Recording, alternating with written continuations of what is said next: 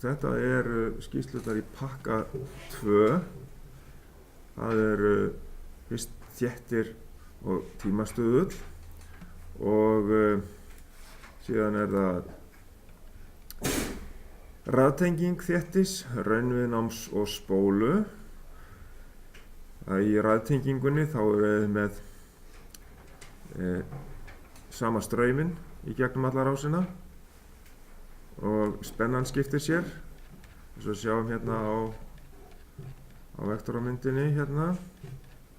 Svo hér, þá spenna vektoramynd yfir spennu spólunar hérna og síðan spenna þéttisins 180 gráður og fasa við launspennu spólunar og síðan kemur bætisperuspennan hérna við. Þetta raðtengingin. Þá straumurinn sem viðmiðun og sami straumurinn gegnum alla rásina. En í 2C, bara rétt að fara lauslega fyrst í gegn og fara svo betur í skýrslurnar. Hliðtenging þéttis, raunviðnáms og spólu. Þá við með sömu spennu alls staðar en mismunandi strauma. Og við stilltum sem sagt þéttin á mismunandi stillingar. Fyrst var þéttirinn ekkert með, svo var stillt á þéttastillingin 2, 4 og 6 og við sjáum hvað það hefur áhrif á fasvikið. Í fyrstu hérna rauninni allar stillingarnar með, stilling 1, 2, 3, þannig að fyrst heildarstraumurinn þegar engin þéttir. Þá bara spólan í sambandi og þá mikið fasvik og síðan alltaf minnkar og minnkar fasvikið eftir því sem við stillum meira þétti inn í rásina en síðan við komin með of mikið straum í þéttin þá förum við aftur í hina áttina og það verður meira fasvik aftur og rýmdarrás tekur við. Þannig að hér í stillingu 6 komin alltaf mikil rýmdarstraumur í þéttin og það eykur þá aftur launstrauminn frá netinu. Það þessi skýrsla, það hliðtenging þéttis, raunviðnáms og spólu og þetta 2C og 2D svo virkni skammhlaupsmótors. Það sem við erum að skoða, förum í gegnum ýmsa þætti hvernig að raunaflið út eykst og líka þetta raunaflið þess sem hann tekur og sýndaraflið eykst líka. Launaflið tiltölulega svipað og snúningshraðinn minnkar en raunaflstöðlinn hann stækkar náttúrulega. Hérna við með þannig að fasvikið það minnkar. Akkurat.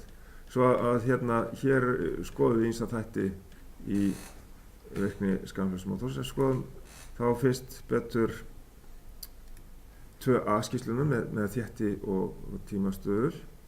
Þar sem við vorum að hlaða upp þétti og tókum tíma á því hvað hann væri lengi að hlaðast upp og skoðum tímastuðulinn.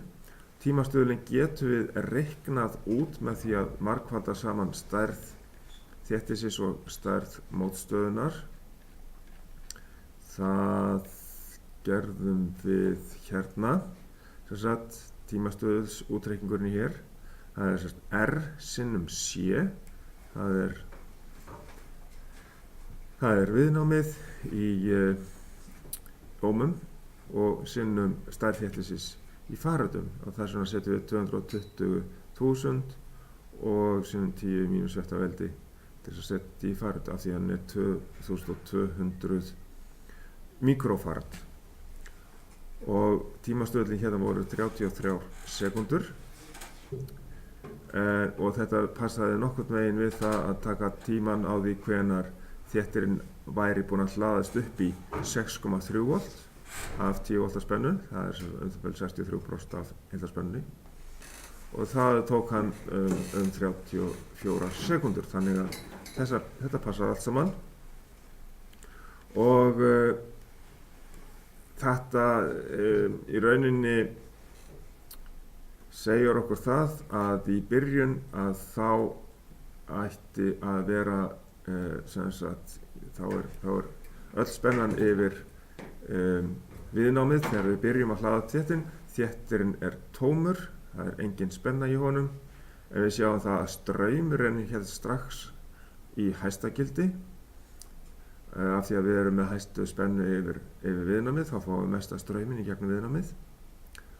Og þá getum við líka séð það að í þétti þá er í rauninni straumurinn komin á undan spennunni.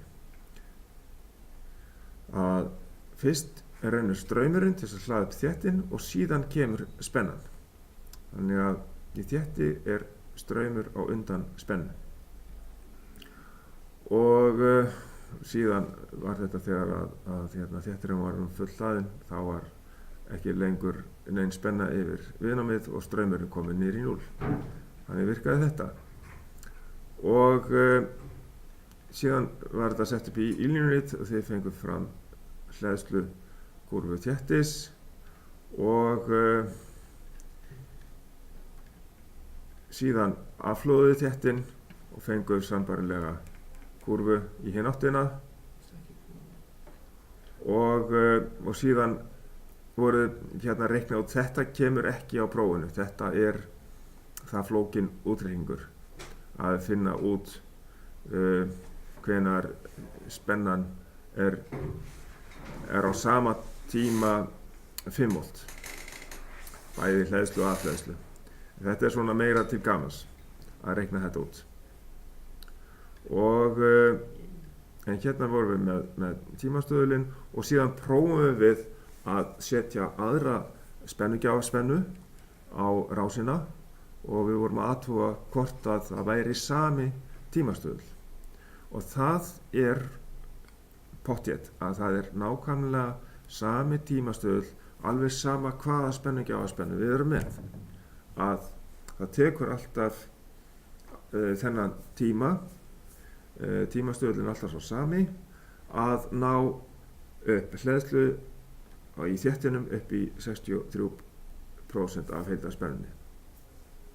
Þannig að það er alveg sama ef við breytum spennunni á spennugjafanum. Alltaf sami tímastöðull. Munið þetta vel. Þetta gæti þurft að notast síðar. Og getur verið góð prófspurning líka. Síðan, ég held að sé ekki fleira úr þessari skýrslu. Eru þið með einhverjar spurningar? Já, hvað var hann í 1.5? Sjá. 1.5?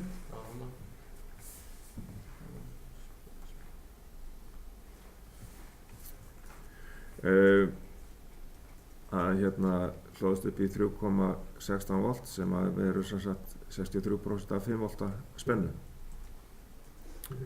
Svo var það þegar við helminguðum eða ekki? Já, ertu að meina þessi útreikningar hérna? Nei. Helminguðum? Tókum þetta, já, það er þetta, já. Það var 6,3. Þetta voru 6,3 volt, já, fórum niður í 5 volta spennu og þá fór það niður í 3,16 sem var spennan þegar við vorum komin með 1 tímastöðull. Ok.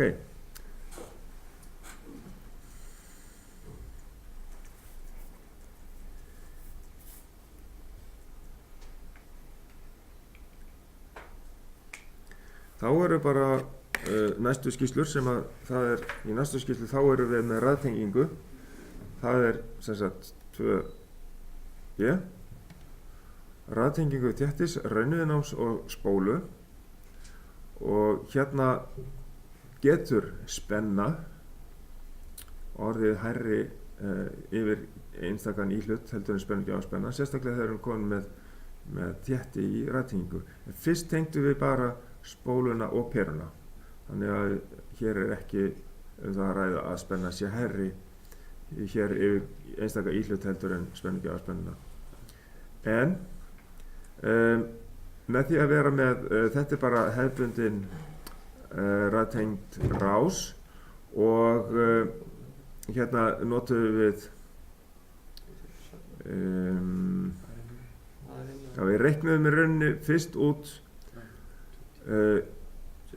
sýndaraflið í spólunni til þess að geta fundið út fasvikið, eða þess að fyrst raunaflstöðulinn gósfí, af því að við mældum raunaflið í spólunni og við deilum með sýndaraflinu, þá fáum við gósfí og svo með því að segja kósi mínus fyrsta veldi af 0,151 hérna raunaflstöðulinnum, þá fáum við fasvik spólunar sem var 81,3 gráður það bil í þessu tilfelli og síðan getum við þá skipt sem sagt heildarspennu spólunar í launhluta og raunhluta. Þá tökum við sínusinn af 81 gráðu og fáum út launhlutan og síðan kósinus af 81,3 gráðum sinnum heildarspenna spólunar 154 volt til þess að fá út raunhlutan sem er miklu minni, bara 23 volt á meðan að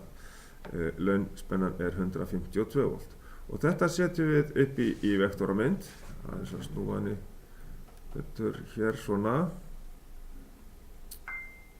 þannig að hérna þá skiptum við heildarspennu spólunar 154 voltum í launhluta með því að taka sínusinn af horninu og margfalda sinnum heildarspennuna, þá er hún aðeins lægri heldur en heildarspenna spólunar, bara 152,2 með við 154 volt heildarspennuna og síðan tókum við kósinus á horninu til þess að finna út og margfalda sinnum heildarspennu spólunar til þess að finna út raunhluta spólunar sem er bara 23,3 volt og þá er vektoramyndin fyrir spóluna sjálfa komin hér, síðan bættu við raunhlutan spennu perunar hérna beint við og það vantar inn á þessu myndið ekki? Svo vantar, já, hvað vantar inn á þetta hérna?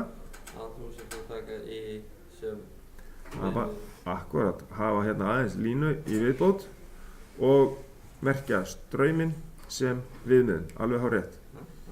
Ok, og ég bæti honum ekki hérna, ég bæti þessari merkingu ekki hérna inn á til þess að við tökum eftir því og hérna minnumst á það, þannig að við höfum þetta í huga og þannig að þegar við komum með alla lengdina hingað þá er tekið hjálparlína upp og þá er þetta heildarspenna á rásinni 223 volt og þá er fasvikið 40 gráður mælt í vektoramyndinni. Það er hjálparlínan tekin hérna út náttúrulega. Svo að hérna þið verði ekki vandræði með að útbúa svona vektoramynd en þegar við bætum þéttinum við þá verður spennan yfir þéttin hærri heldur en spennugjafarspennan. Hún er 292 volt og þá sjáum við hérna á þeirri vektoramynd að við endum með því að vera með rýmdarás og hér er spólan áfram með mjög svipaða spennu og síðan bætist við peruspennan en þéttisspennan kemur hérna alveg 180 gráðum og fasar við launspennu spólunar og síðan drögum við launspennu spólunar frá þéttaspennunni og endum í því að draga þá hjálparlínu hérna út og hjálparlínu niður frá peruspennunni samanlagri við raunhlutaspennu spólunar og þá fáum við hérna heildarspennuna og hérna í þessum útreikningum ef bara rétt aðeins förum í gegnum þá hérna erum við með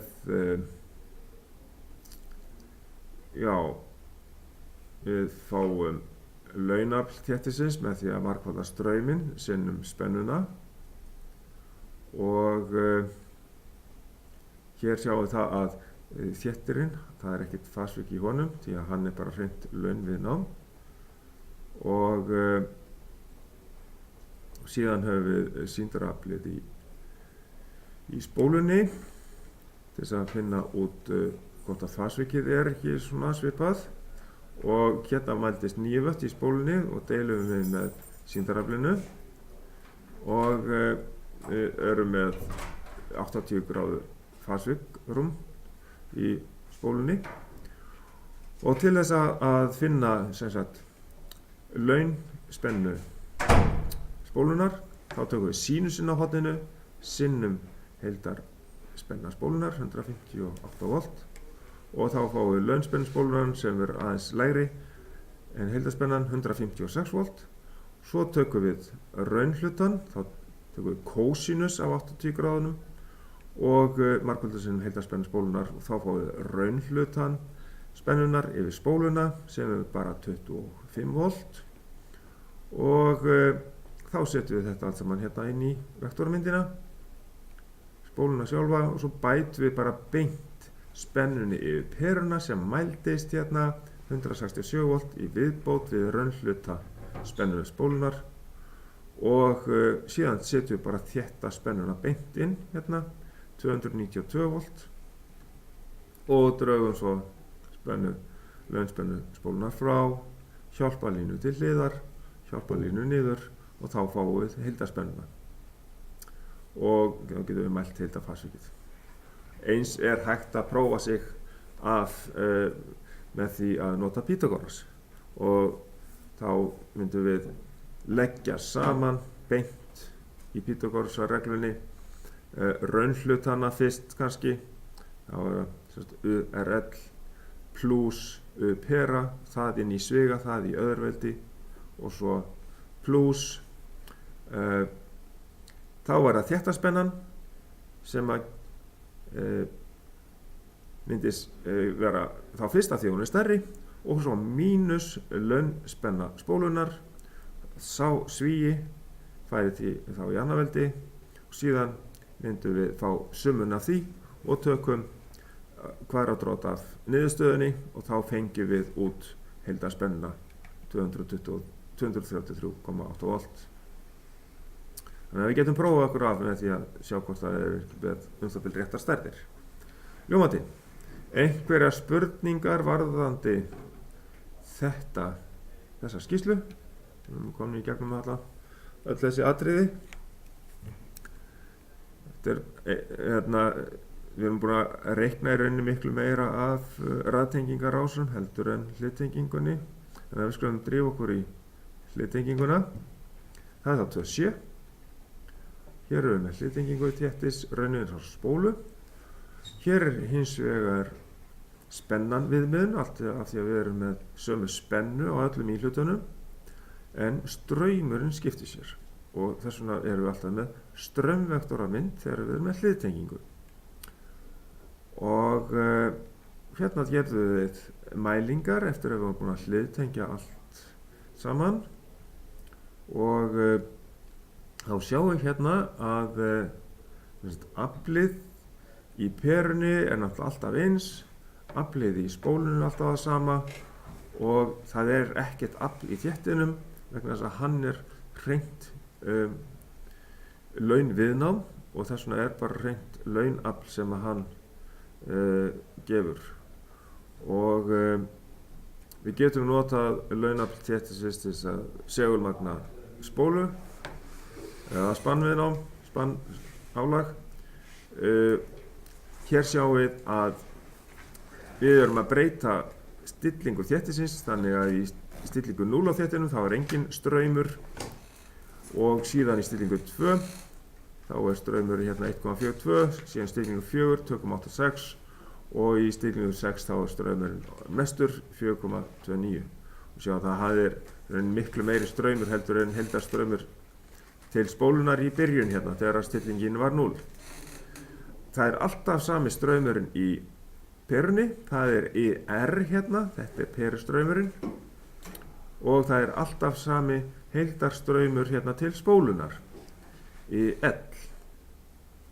Og þessi heildarstraumur, hann er náttúrulega blanda af raunhluta og launhluta. Og sem sagt í byrjun þá vorum við með ekki alveg mesta strauminn kannski í rásinni, en við erum með mikinn, við erum með straum sem að samsvarar því hvað spólan tekur og peran samanlagt í vektorsamlagningu, og við getum litið á þá mynd í rauninni hérna í stillingu 0. Ég teikna þetta hérna upp svona til þess að aðeins að sjá þetta betur. Svona, þannig að þetta er svona það bil samkvæmt mælingunni, og hérna er spólan alveg sérstaklega og raunhluti spólunar, síðan leggst við raunstraumur perunnar sem er 0,43 ampere, og það kemur hérðan frá og hingað. Bara mun eftir því að þetta eru tveir raunhlutar. Það er raunhluti straumsins í spólunni pluss perustraumurinn, og þá er hjálparlínan niður og hjálparlínan út frá launstraumi spólunar, sem er örlítið minni heldur en heildarstraumur spólunar í L laun. Og hann náttúrulega breytist ekki neitt þó við tengjum þétti. Síðan, sem sagt, ef við skoðum þetta hérna áfram, síðan tengjum við þéttin, skoðum hérna bara í stillingu 2, það er 0,43 áfram perustraumurinn, og heildarstraumur minnkar niður 0,8. Til að sjá hvort að ég get notað þessa mynd hérna til þess. Já, það er svona það bil það er reyndar heildarstraumurinn hérna 1,1 ampere. Það er svona, hér er straumur þéttisins 0,94 ampere þessu tilfelli hérna, en straumur þéttisins, 0,8. Þannig að, þetta er svona, heildarstraumur verður 0,8, straumur þéttisins 1,42, IC 1,42, ok, það var aðeins meiri straumur hérna, en í þessu tilfelli er 0,94 í stillingu 2, aðeins munur á þessu, en við sjáum það að straumur þéttisins, hann dregst hérna beint frá launstraumi spólunar, og þá kemur hjálparlína út, og þá er í stillingu 2 þá minnkar heildarstraumurinn svolítið. Og hvað getur heildarstraumurinn minnkað mikið niður? Hann getur orðið, ef að við værum með nákvæmlega sama straum í þéttinum og launstraum spólunar, þá getur heildarstraumurinn orðið nákvæmlega sami straumur og samanlagður raunstraumur. Þá erum við búin að leiðrétta fasvikið alveg, og þá nýtum við kapalinn sem best. Þá er straumurinn samferða spennunni. Það er ekkert fasvik í kaplinu í straumflutningsleiðinni, og ég teiknaði næstu mynd þannig hjá mér að ef ég er með nákvæmlega sama straum í þéttinum og launstraum spólunar er, að þá verður bara hérna ef að þetta væri stilling 4, að þá væru við bara komin með sama straum, 1,87 hérna í L-laun, 1,87 ampere í spólunni, og IC væri líka 1,87. Vantar aðeins lengri, vantar aðeins að sína þennan vektor hérna frá og yfir í núllið hérna, en það er stilling 4, þá er það bara jafn löng leið tilbaka, og þá erum við búin að leiðrétta fasvikið alveg, þannig að straumurinn að rásinni er sami og raunstraumurinn. En hvað gerist hérna? Hér er rauninni bara þéttirinn og spólan eru að senda á milli sín launstraum. Þannig að þéttirinn er að segulmagna spóluna, getum við sagt, og þannig að straumurinn er að kastast milli þéttisins og spólunar. Núna fer allur straumur sem að spólan þarf til þess að segulmagnast kemur frá þéttinum, en það þarf engan straum frá spennugjafanum. Nú er bara straumur frá spennugjafanum sem samsvarar því sem þarf fyrir raunhluta í rásinni. Það er bara raunstraumur. Ok, en þetta var ekki svona í raunveruleikanum hjá okkur í æfingaverkefninu. Þannig að hérna sem sagt þegar við reiknið þetta út, ef við förum aðeins í gegnum það, að áður við tökum síðustu mælinguna, það sem að strauminn þéttisins var allt of mikill, skoðum við aðeins hvernig við reiknum þetta út. Við tökum hérna sýndaraflið í spólunni til þess að geta fundið fasvikið í henni.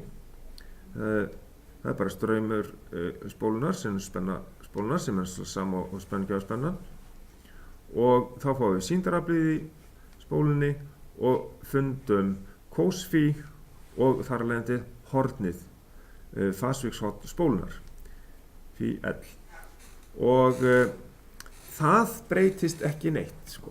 Spólan breytist ekki neitt þó við bætum einhverjum þétti inn í rásina í hliðtengingu. Hún tekur alltaf sinn launstraum og raunstraumurinn í spólunni er alltaf fastur líka.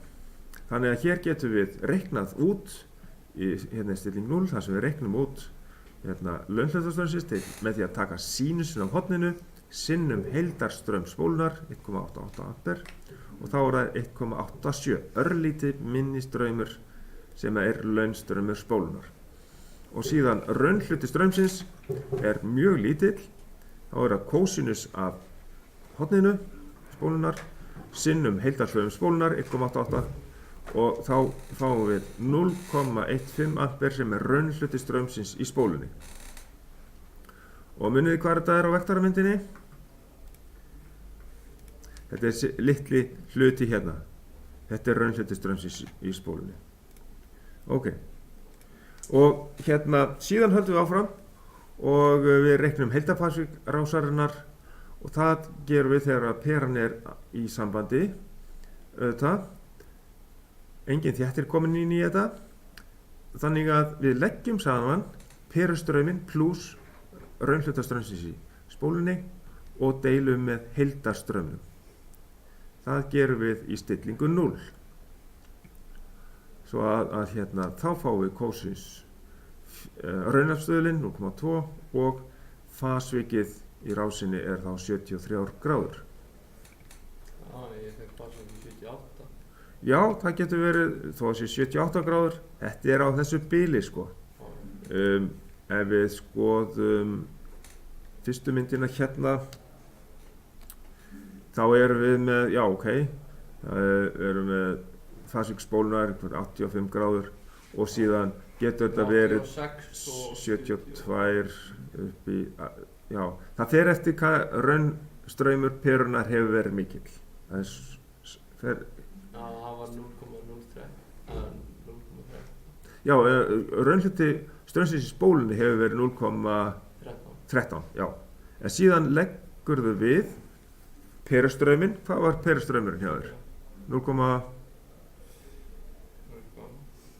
hann ætti að vera 0,4 eitthvað ef við höfum verið með 108 perur. Þannig að þetta er svona, það fer svolítið eftir hvað sem sagt frávikið er í perunni.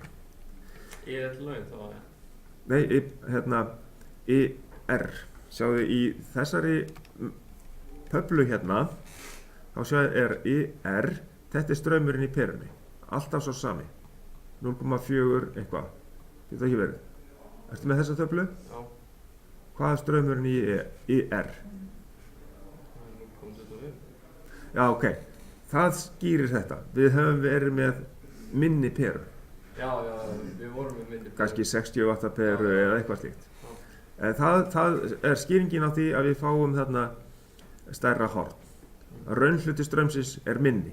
Já. Akkúrat. Þá skulum við halda áfram í þessu. Við erum búin að reikna út raunhluta og launhluta og finna fasvíkshornið í heildina hér. Það er mikilvægt að þið skiljið þetta allt saman. Og síðan, þegar við setjum á stillingu 2 á þéttinum, að þá finnum við mismunin á straumnum í þéttinum og launströmmin spólunar til þess að reikna út heildar launströmmin. Og hann er þá 0,45 ampere. Þegar við draugum strömmin í þéttinum frá launströmmin spólunar vegna þess að strömmin þéttisins er minni. Og í þessu tilfelli þá er meiri spóluvirkni því að straumur spólunar er ennþá meiri heldur en þéttisins. Og þá reiknum við aftur út sem sagt nýtt fasvíkshorn þá af því að við erum búin að setja þéttin á stillingu 2 að þá notum við bara alltaf sama raunstrauminn, leggjum bara saman, eða við getum haft þetta alltaf sömu töluna þegar er það bara samlagingin á 0,15 sem er raunhluti straumsins í spólunni pluss perustraumurinn. Þetta er bara ein tala sem að gengur í gegnum alla skýrsluna. Deilum við með heildarstraumnum og þá fáum við fasvikið í stillingu 2. Fyrst raunafstöðulinn náttúrulega, svo setjum við það í kósínusvista og fáum fasvikið sem er 43 gráður og það förum við með inn á... Það passaði mér að ég er með 68,9 gráður.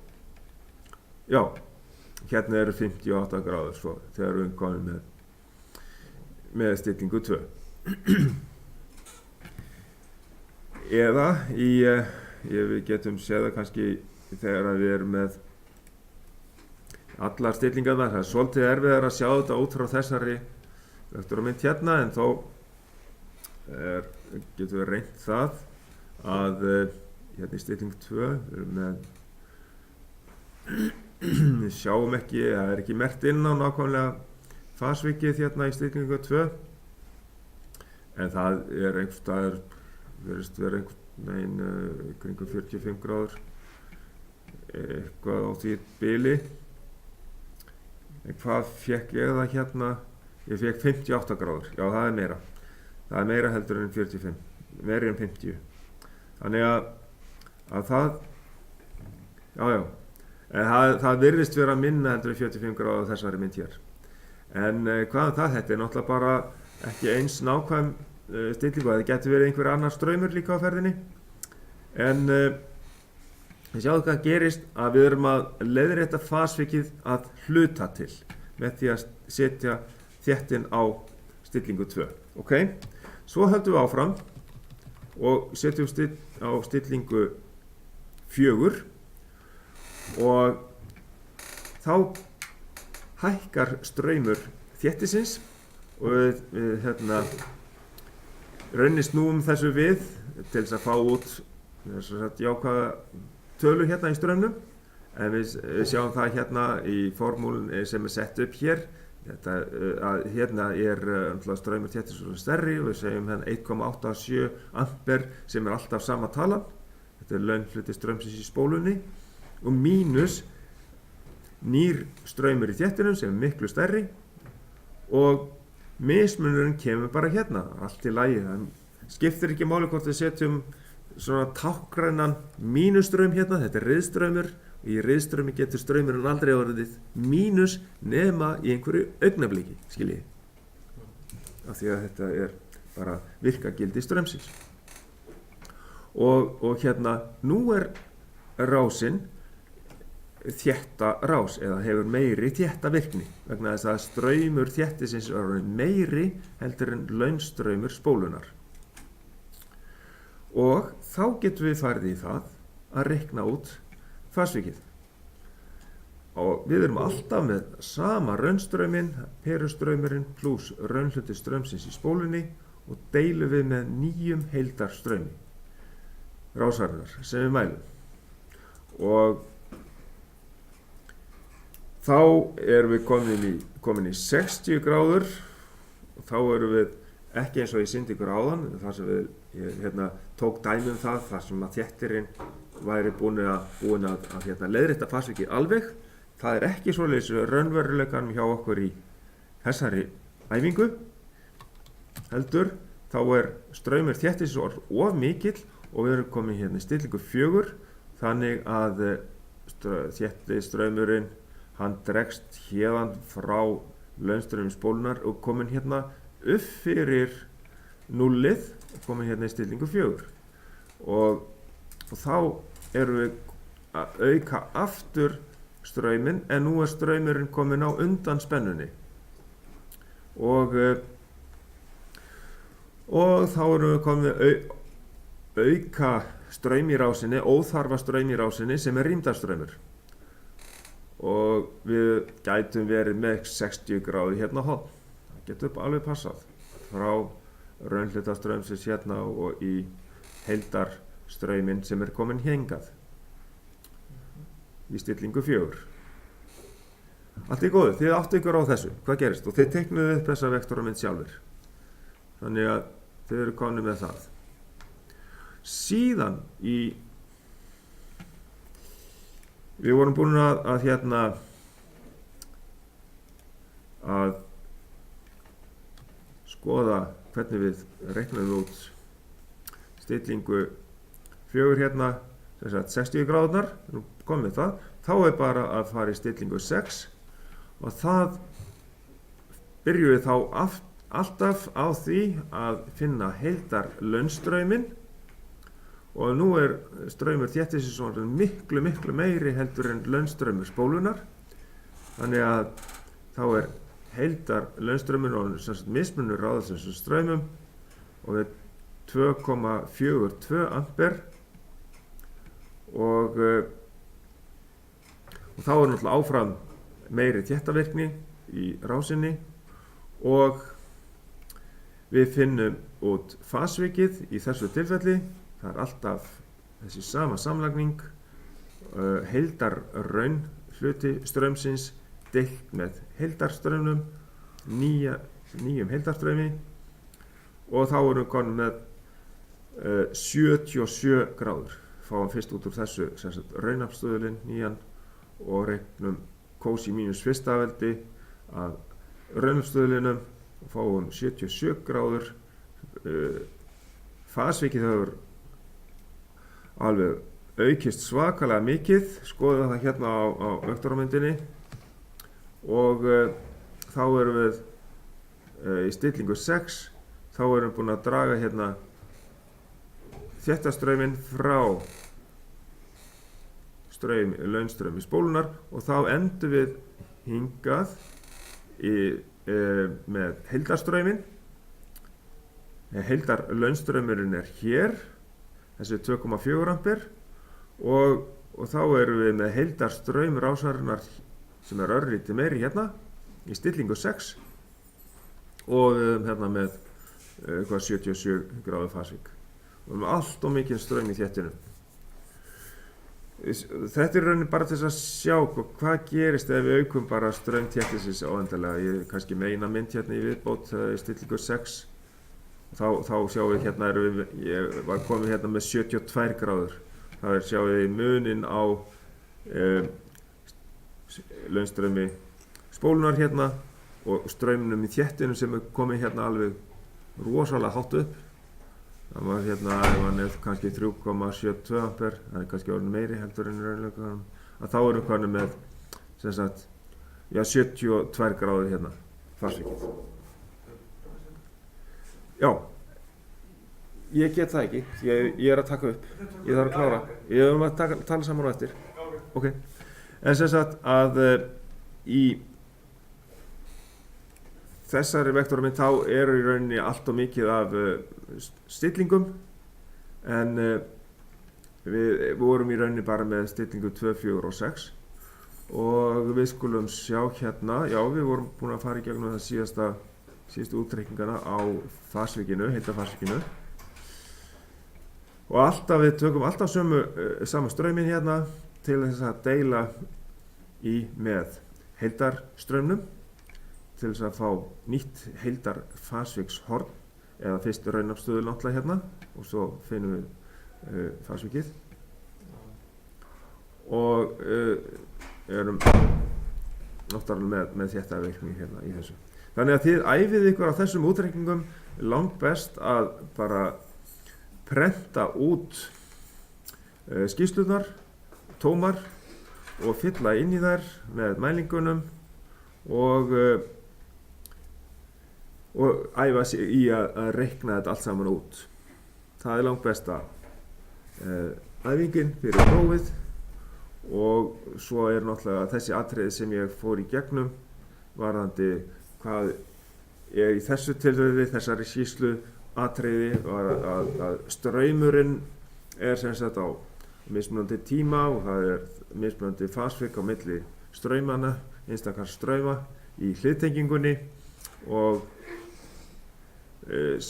spennan er viðmiðun, það er sama spenna á öllum íhlutunum og svona fræðileg atriði slík í sambandi við hliðtenginguna og svo er náttúrulega þannig að það eru önnur atriði sem að við förum í svo í síðustu skýrslunni. Það eru ekki fleiri spurningar varðandi þessu skýrslu, það er nokkuð?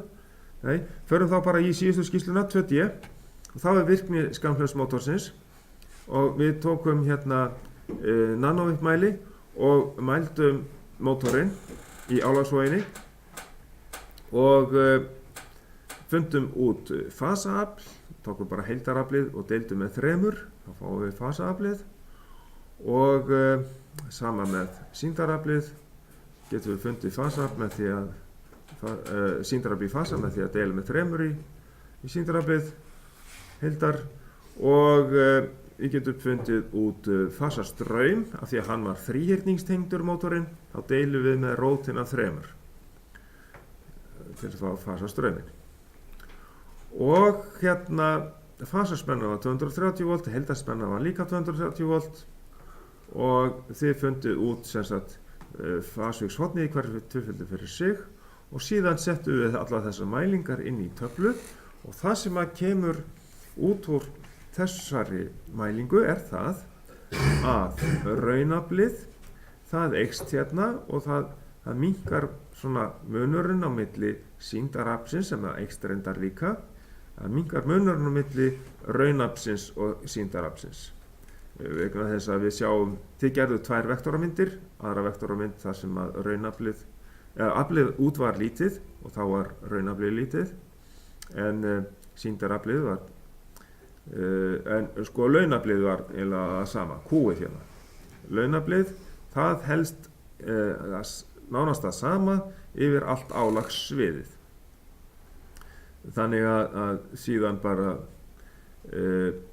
tókum við aðra vektormynd þar sem að við vorum með fullt álag á mótorinn, þá var það mikið raun afl sem að mótorinn tók og þar leiðandi minnkaði fasvikið. Við sjáum hér, það er fjólblá línan, það minnkar fasvikið í rásina á mótornum við aukið álag og snúningshraðinn minnkar náttúrulega líka aðeins hérna. Og þannig að hérna straumurinn hérna í mótornum hann eykst með því að það náttúrulega þegar að mótorinn snýst hægar þá náttúrulega verður minnkar aðeins spönuð mótspenna í mótornum og við það náttúrulega líka og við aukið álag þá dregur mótorinn meiri straum, hann hægir á honum og spanaða mótspennan lækkar, þar endi að hérna, sátrið tekur meiri straum. Það eru þessi atriði hérna sem að við tökum með úr þessari skýrslu. Og síðan voru bara svona örfáar spurningar sem að við vorum að svara hérna í lokin. Launaflið, það fer í að segulmagna mótorinn og breytist ekki mikið með álagi og síðan bilið milli sýndarafls og raunafls minnkar, þannig að fasvikið það minnkar og snúningshraðinn lækkar og straumtakan hækkar. aukið álag á mótorinn, það lækkar snúningshraðann og það er fórstuð fyrir því að straumurinn hann eykst og þar með afliðinn á mótorinn það eykst og spönnum mótspanna minnkar aðeins þannig að sátrið tekur meiri straum. Já, þetta eru þessi atriði sem að við erum með í 2D og einhverjar sérstakar spurningar varðandi 2D. Ef svo er ekki þá bara skulum við segja þessu lokið.